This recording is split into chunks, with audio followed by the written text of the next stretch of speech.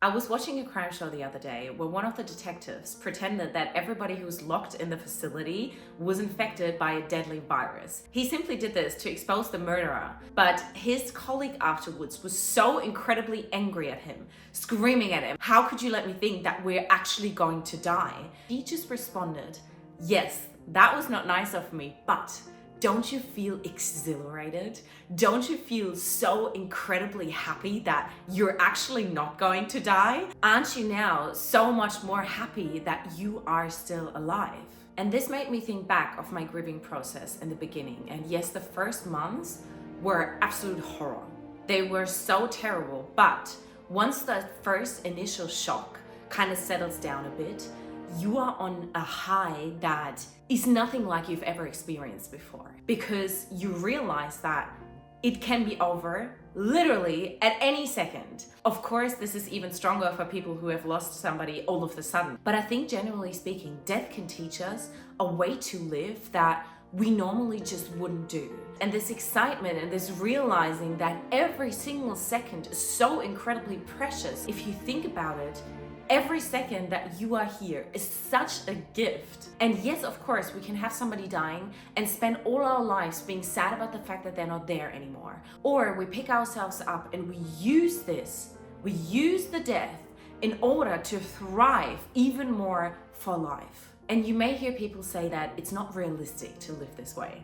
This word realistic, it drives me crazy. It really does, because honestly, we all make our own reality. And if your reality is that you wake up in the morning and you're fascinated by life, and you're fascinated by yourself, you're fascinated by your friends, you're fascinated by nature, you're fascinated by your children, by everybody who's in your life, by all those little things, by the fact that you can walk, that you can see, that you can hear, that you can take a shower, that you have warm water, that you have food on the table. I mean, there are so many things that we can be grateful for and so many things to focus on. And obviously, a quick disclaimer, this is not me saying we can never grieve and never be sad.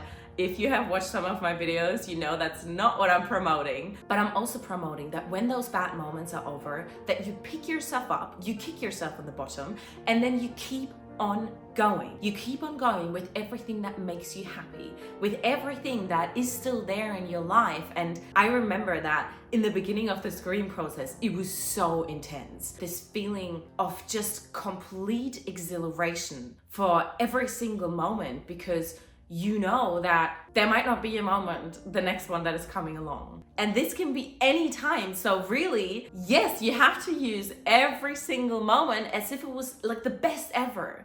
You gotta live your life like it was going to be the best life that has ever been lived. A few years ago, I said to myself that each and every day, I'm going to try and have the best day ever.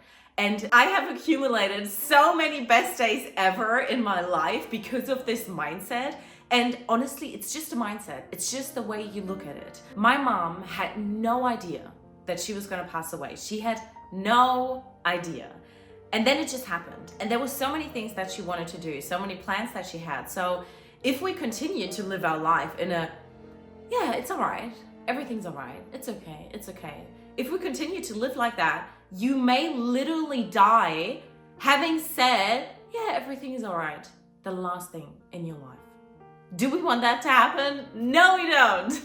We want to live this life like we actually mean it. We want to live it with all our hearts and all our passion and all our energy, because it deserves to be lived that way. If you have the privilege to be on this planet, then you better make use of it. Please, if only for the sake of my mom, because she lived like that. I'm living like this, and now we're inspiring you to do the same. And who knows, maybe we are going to be one of the lucky ones who really does live their life to the very end. But you know what? We might not. And in that case, you want to make sure that every day you really lived like you actually meant it.